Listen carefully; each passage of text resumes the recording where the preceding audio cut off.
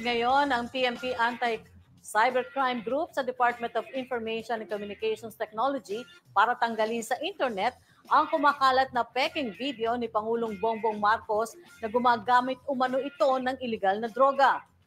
Kaya nanawagan si PNP spokesperson Police Colonel Eugene Fajardo sa publiko na huwag nang i-share ang video dahil napatunayan namang hindi ang Pangulo ang lumabas sa video.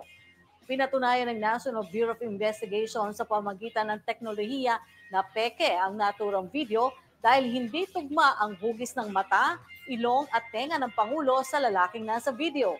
Una na rin iginiit ng kampo ni dating Pangulong Rodrigo Duterte na hindi sila ang may pakana ng nagpakalat nito matapos itong ilantad sa isang event ng hakbang sa maisog event sa ibang bansa. Hindi naman nagpahuli si dating Presidential Advisor for Political Affairs, Ronald Llamas, para patutsadahan ang Germany trip ni Vice President Sara Duterte na nagkataon sa pananalasa ng Bagyong Carina at hanging habagat. Ang buong kwento ay babalita sa atin ni April Magaling. May patutsada si former Presidential Advisor for Political Affairs Ronald Llamas sa issue pa rin yan ng overseas trip ni Vice President Sara Duterte sa gitna ng hagupit ni Bagyong Carina. Sa kanyang panayam sa Politiscope, sinakyan ni Llamas ang trip ng ilang mga netizen na bumiyahe umano pa Germany ang Vice-Presidente para manood ng concert ng American singer na si Taylor Swift. Baka madaanan lang niya. Baka lang madaanan. Oo, dahil fan siya, baka bumili siya ng ticket at pumasok siya. Baka lang, no? Hindi talaga yun yung kanyang layunin. Sa kabila ng pagbibiro ni Llamas, hindi nito maiwasang madismaya sa pagiging no-show umano ng Vice-Presidente sa gitna ng kalamidad sa bansa. Pagkaklaro niya, wala namang masama sa pagbabakasyon, ngunit sana naman ay nagpakita umano ito sa mga Pilipino lalo na't humaharap noon ang bansa sa matinding bagyo. Aabot pa siya sa Munich. Paunahin na niya yung pamilya. Unahin nila, magkalamerda-lamerda sila ron, no? Habang nakalubog yung mga bahay dito, okay lang yun. Pero sana yung Vice President, nagpakita naman dito, no? Pero mahalaga, nandun ka sa command center, commanding yung iyong troops na tumutulong. Halimbawa, wala naman tayong nakita na yung kanyang opisina ay tumutulong kahit sinabi niya na tumutulong. So, pero kung nandun siya, siguradong lalabas sa media yon. Binigyang diin rin ni Llamas ang posisyon ni Inday Sara bilang presidente ng Pilipinas at muling ipinaalala ang pahayag nito na isa siyang designated survivor. Yung spare tire ka na nga, tapos kung may bagyo, wala ka pa. Ikaw yung second highest official, no? Paano kung kwan? Paano kung yung sinasakyan na truck ng presidente biglang lumubog, dinala ng baha? Tapos hindi naman lang, biglang nalunod yung presidente, tapos ikaw ay ang layo-layo mo. Sabi mo pa naman, ikaw ang designated survivor. No, dapat yung designated survivor ay medyo malapit-lapit. Hindi naman ganun kalayo. Ako, si April Magaling para sa Kwentong Politiko. Pumalag si Senate Majority Leader Francis Tolentino sa pahayag umano ni bagong PDP President at Senator Robin Padilla na magbitiw siya sa pwesto at miyembro nito sa partido. Ang sagot ni Tolentino ay babalita ni Raymond Tinasa. Mistulang tinablaan ni Senate Majority Leader Francis Tolentino ang panawagan sa kanya ni Senator Robin Padilla na magbitiw bilang opisyal at miyembro ng PDP. Sinabi ni Tolentino, sa panahong ito huwag munang mag-usap kaugnay sa politika at mas mainam magtulungan para mapadali ang rehabilitasyon ng mga kababayang biktima ng Bagyong Carina at ng habagat. Ayon kay Tolentino, dapat pagtuunan muna ng pansin ang mga nasa evacuation centers at mga may karamdaman, mga nawala ng tirahan at nasira ang kabuhayan imbes na politika. Unang sinabi ni Padilla na dahil sa bagong mandato na hinaharap sa Senado, mas makaubuti ang pagbibitiw ni Tolentino bilang opisyal at kasapi ng PDP. Ako, si Raymond Dinaza para sa Kwentong Politiko. Eleksyon update tayo. Kinumpirma po ni dating Senate President Manny Villar at Senadora Cynthia Villar na tatakbo ang kanilang unika iha ng Silas Piñas Representative Camille Villar sa pagka-senador. Ayon sa mga bilyonaryo o ayon sa bilyonaryong si Manny Villar, Marami ang nakikiusap at nagtutulak kay Camille na sumabak sa senatorial race.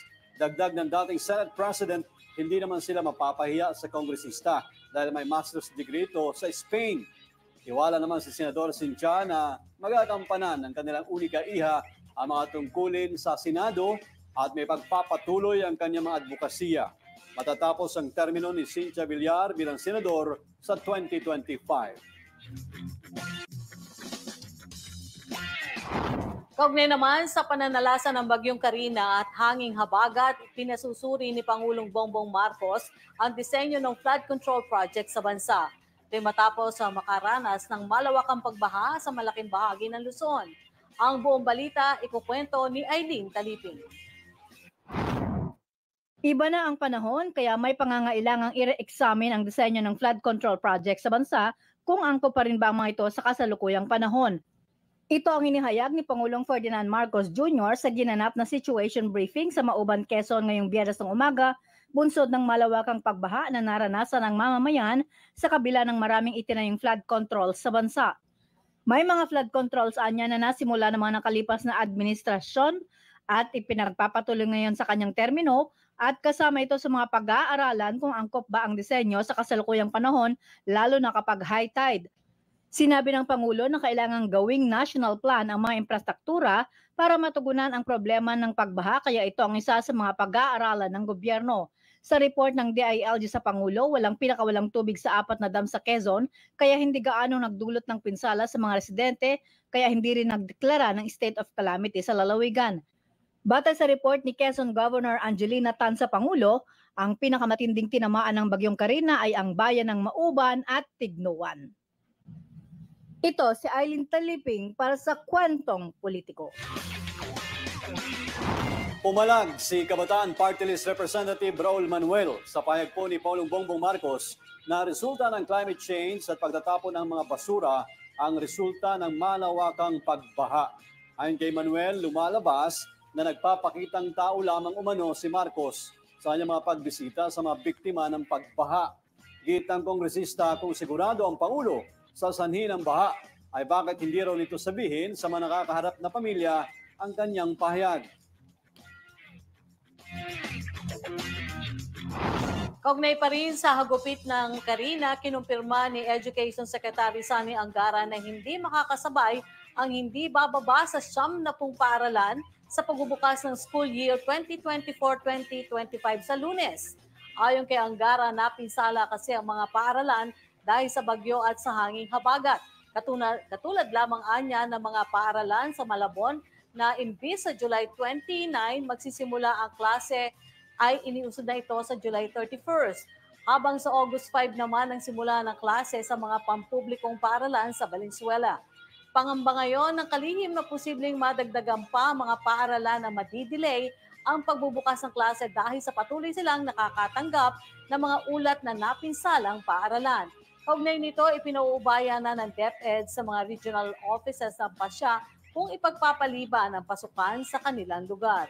Samantala, nais si Pangulong Bongbong Marcos na matuloy hanggat maaari ang pasukan sa mga paaralan sa Lunes.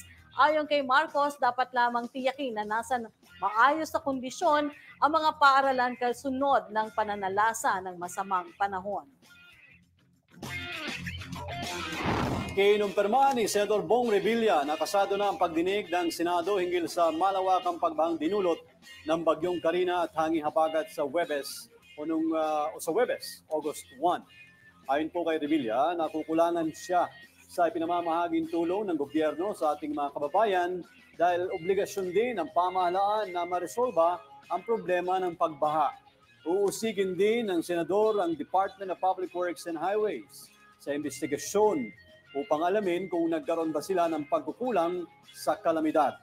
Sa kabila nito'y aminado si Revilla na dahil sa epekto ng climate change at kawalan ng disiplina ng publiko sa pagtatapon ng basura, ay nagiging sanhi rin ito ng pagbara ng mga kanal at estero kaya nagkakaroon ng pagbabaha. Yan, tulong na yan. At ang kailangan ng ating gobyerno ngayon ay mas malaki yung mas-solve yung problema sa pagbaha. Yun yung aksyon ng gobyerno. Kaya umasa po kayo as chairman ng Committee on Public Works. Action na po natin yan. In fact, nag-set na tayo ng hearing on Thursday about it. At para madinig natin ang bawat panig, bawat ahensya, no? Kung saan ba tayo nagkulang. Binigyan ng tigda 20 milyong piso ni Pangulong Bongbong Marcos sa ilang lugar na binaha dahil sa epekto ng Bagyong Karina at habagat. Ang buong kwento ibabalita ni Aileen Taliping. Magbibigay ang gobyerno ng tig 20 milyong piso sa Valenzuela City, Navotas City at Malabon City para matulungan ang mga naapektuhan ng Bagyong Karina. Sinabi ni Pangulong Ferdinand Marcos Jr. na inatasan na niya ang Department of Social Welfare and Development na magbigay ng pondo sa 3 lungsod para sa assistance to individuals in crisis situations para makapagsimula agad habang hinihintay ang assessment sa pangangailangan ng mga naapektuhang mamamayan. Tiniyak ng Presidente na dadagdagan ng Office of the President at Department of Budget and Management ang pondo kung kinakailangan. Sinabi ng Presidente na matapos niyang bisitahin ang 3 nabanggit na lungsod kahapon, nakita niya ang pinsalang iniwan ng Bagyong Karina, kaya inatasan niya ang DSWD na agad maglabas ng food packs para sa evacuees at mga naapektuhang pamilya. Kasama sa utos ng Pangulo sa DSWD at Department of Labor and Employment na gamitin ang Cash for Work program at tupad o tulong panghanap buhay sa ating disadvantaged displaced workers para maglinis sa mga komunidad sa sandaling mawala na ang baha. Ito si Aileen Taliping para sa Kwentong Politiko. Sa aming pagbabalik, Senado, paiimbestigahan ang pagkamatay ng isang kadete ng Philippine Navy sa itinatayo nilang bagong gusali. Habang viral na kalsada dyan sa Makati City, pinabaklas na ni Mayor Abby Binay. Kaya huwag bibitiw dahil magbabalik pa ang Kwentong Politiko.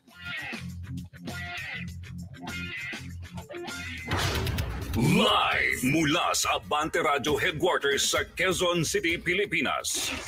Sumasa inyo ngayon ang bagong balitaan ng bayan. Maririnig sa Luzon, Visayas at Mindanao. Mapapanood saan man sa buong mundo.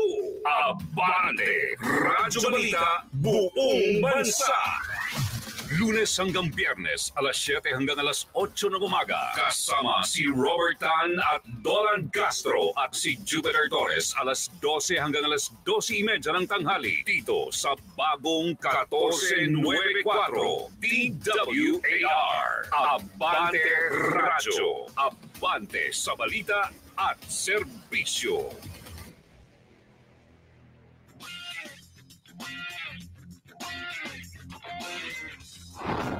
Sa pagpapatuloy pa ng ating balitaan, pinaimbestigahan ni Senate President Chis Escudero ang insidente ng pagkamatay ng isang kadete matapos mahulog ito sa isang bahagi na itinatayong New Senate Building sa Taguig City. Sa buong kwento, ihatid sa atin ni Raymond Tinasa.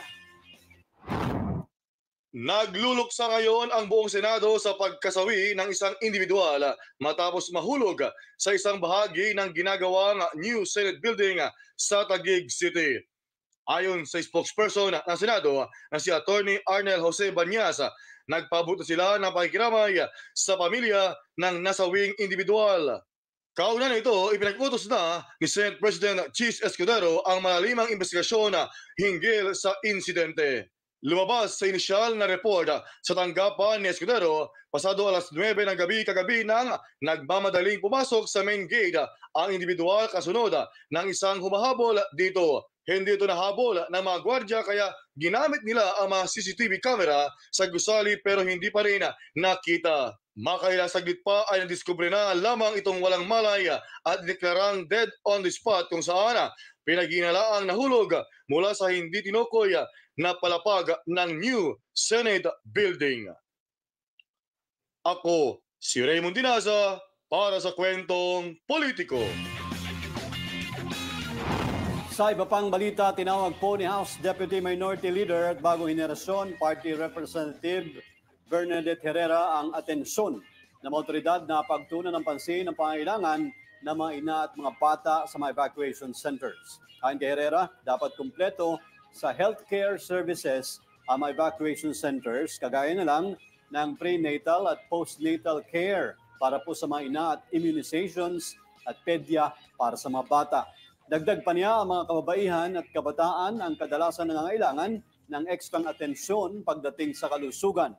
Kaya matapos ang hagupit ni Karina, idini ni Herrera na mas kinakailangan natin ngayon na mga batas na tutulong makarecover ang mga Pilipino sa mga natural disasters.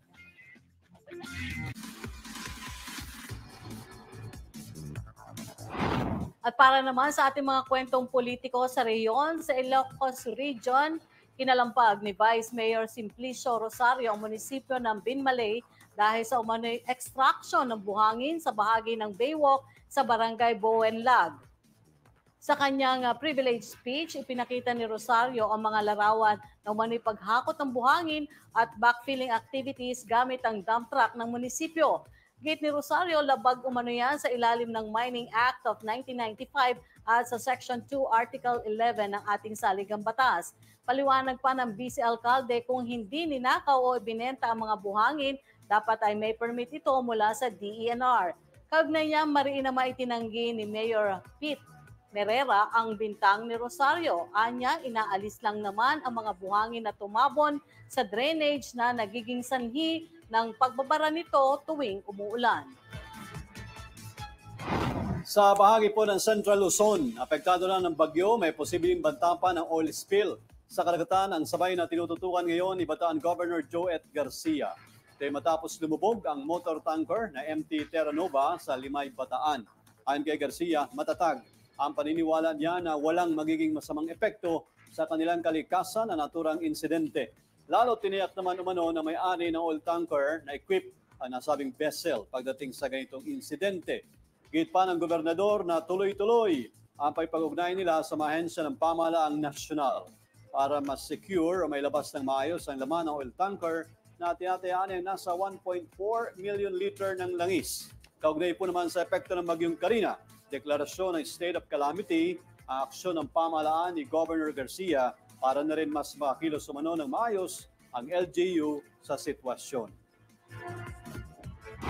Samantala, sa rehiyon naman ng Negros Island, pinatututukan na ni Mayor Albi Benitez ang mahigpit na pakikipag-ugnayan sa national government kaugnay sa kumakalat na peking ID sa Bacolod.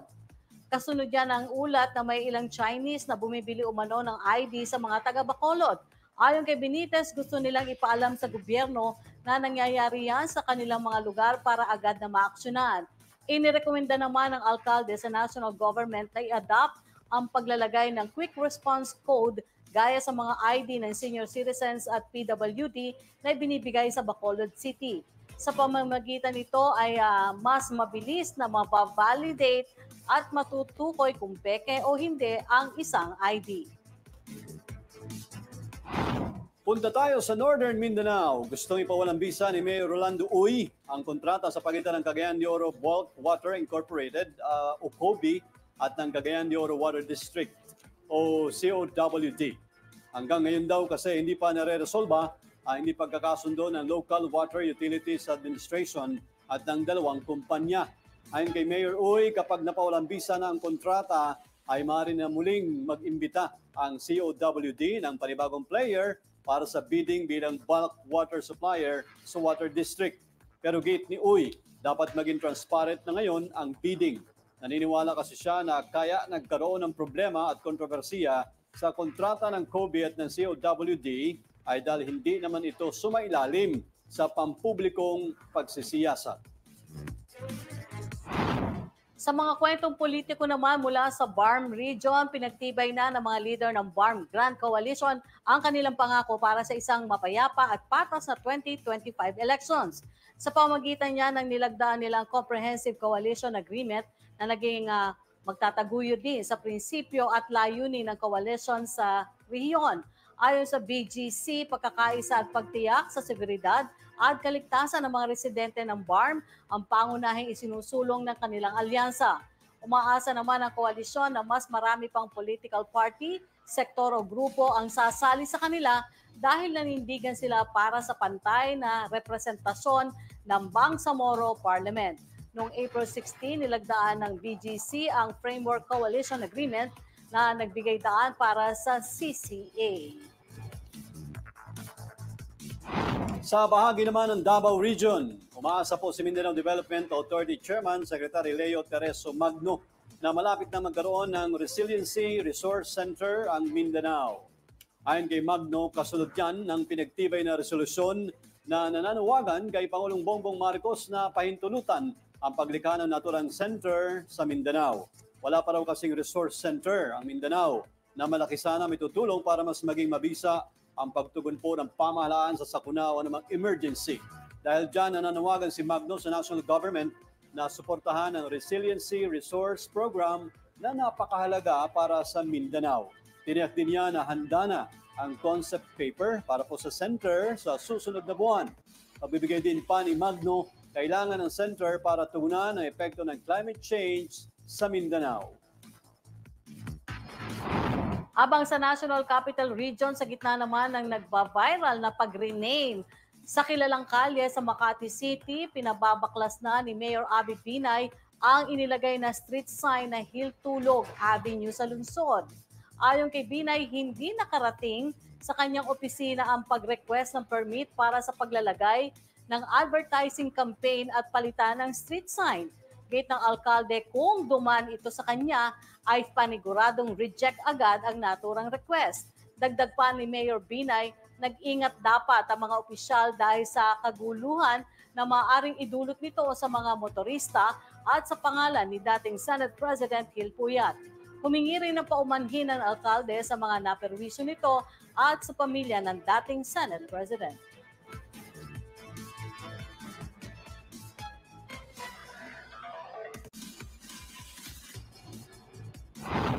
I-ready na ang inyong FYPs dahil susunod na ang mga kwentong naglalaman na ilang mga pakulo ng ating mga politiko. Kaya tabangan po yan sa aming pagbabalik.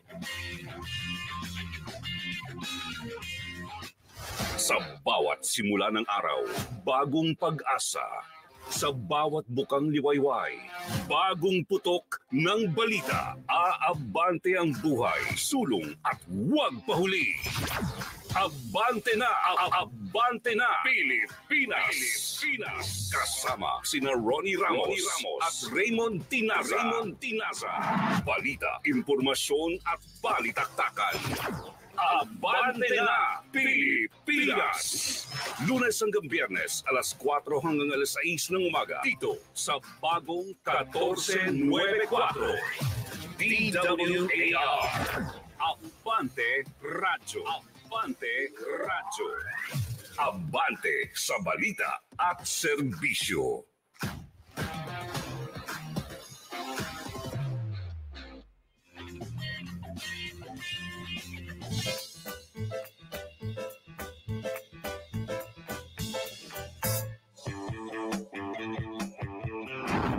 Break muna tayo sa mga issue at heavy news sa politika. Halika't sundan naman natin ang mga kwentong social life ng mga politiko kasama si Yam Ocampo. Loyal BFF, yan ang tila peg ni Senator Amy Marcos noong depensahan nito ang kanyang best friend na si Vice President Sara Duterte. Kaugnay pa rin yan sa umano'y personal trip ng Duterte fam sa Germany. Sa panayam ng senadora, giit niya sa mga basher, pambihira naman. At tulad nga ng naunang katwiran ni VP Sara, matagal ng plano ang kanilang family vacation sa Germany. Kaya't pagtatanggol ni Senator Amy, natiyak siya na nataon lang lalo't hindi naman daw alam ni VP Sara na may paparating na bagyo.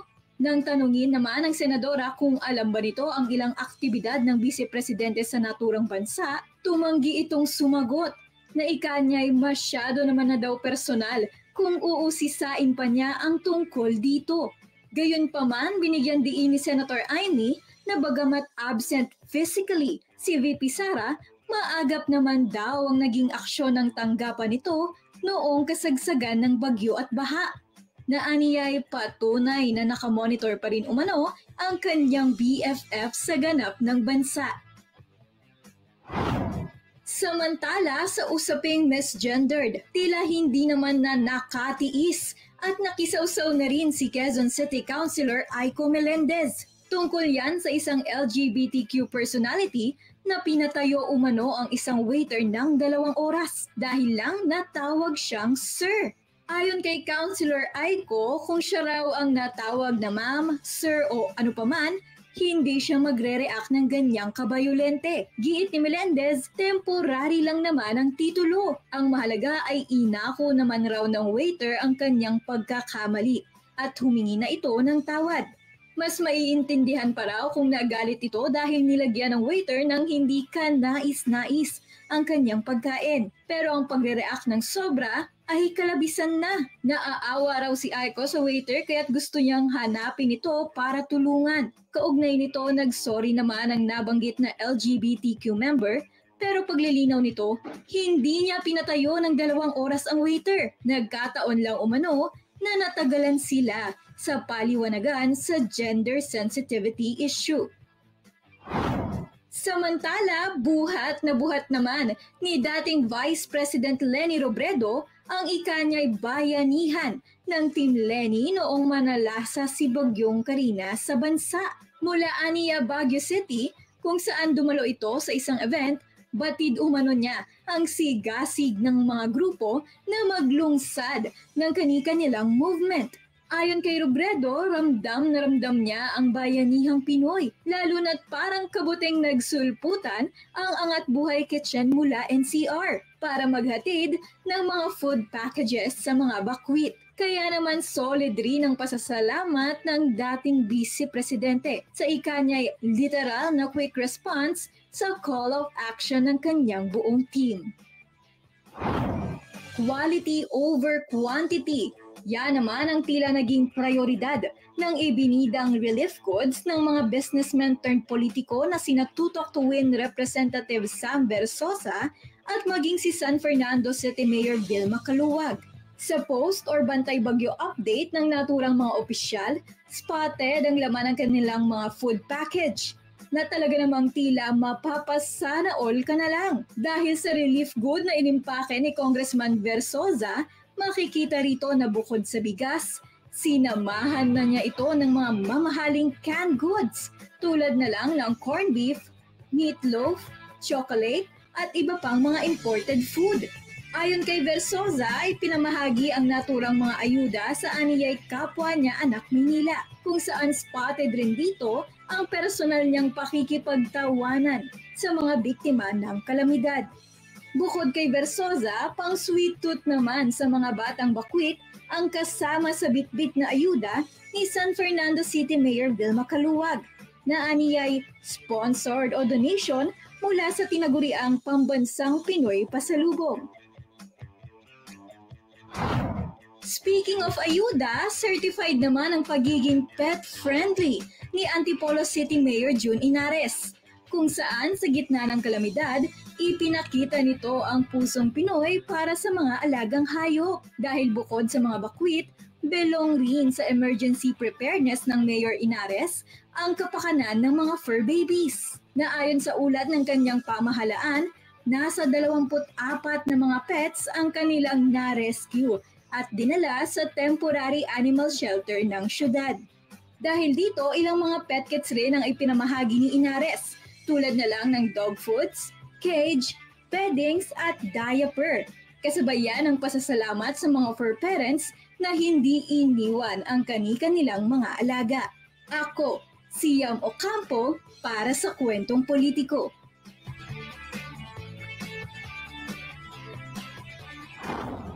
Hindi na tayo maliligaw kasi bumalik na sa Hilpo yan. Oo, hindi na hiltulog. Hindi na tulog. At syempre, maganda rin yung proyekto ng yung bukod dun sa mga nasa evacuees, yung mga hayop na alaga mong hayop, di ba? May binigay na parang ayuda din. Napakahalaga din, di ba? Yung sa aso, yung mga gano'n. Dapat mas save din talaga yung mga fur babies natin, ha? Kapag may mga ganitong panahon at baha. Alin din yung mga gusto mong relief goods? Gusto ko yung yung spam. Yes.